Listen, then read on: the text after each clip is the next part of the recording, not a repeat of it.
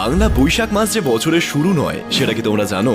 তাহলে বাংলা ক্যালেন্ডারে বছর শুরু হতো কোন মাস দিয়ে? কেনই বা রাখা হলো বৈশাখ থেকে চৈত্র মাসের নাম? চলো আমি বলছি। বাঙালির এই সন ও বাংলা মাস ছিল বৈদিক যুগে আর্যভট্টের তৈরি চাঁদের গতি প্রকৃতির ওপর নির্ভর করে বানানো 12 মাসের ওপরে। ভারতীয় জ্যোতির্বিদ্যায় 27টি নক্ষত্র রয়েছে, যেমন অশ্বিনী, ভরণী, রোহিণী, জ্যেষ্ঠা ইত্যাদি। চাঁদ এই প্রত্যেকটি নক্ষত্রকে একদিন করে, একটি পূর্ণিমা থেকে অমাবস্যা এবং আবারও পূর্ণিমায় ফিরতে মোট 27 দিন অতিক্রম করত।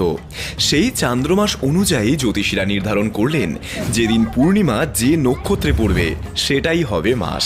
অর্থাৎ বিশাখা নক্ষত্রে পূর্ণিমা হলে সেটা সংস্কৃতে বিশাখা, আসামে সেটা বহাগ, বাংলায় বৈশাখ, আবার তামিল ভাষায় বৈকাশী, অন্ধ্রপ্রদেশে বৈশাখম ইত্যাদি। অর্থাৎ সমগ্র ভারতবর্ষে শুধুমাত্র কেরল বাদ দিয়ে সনাতন ধর্মে নক্ষত্র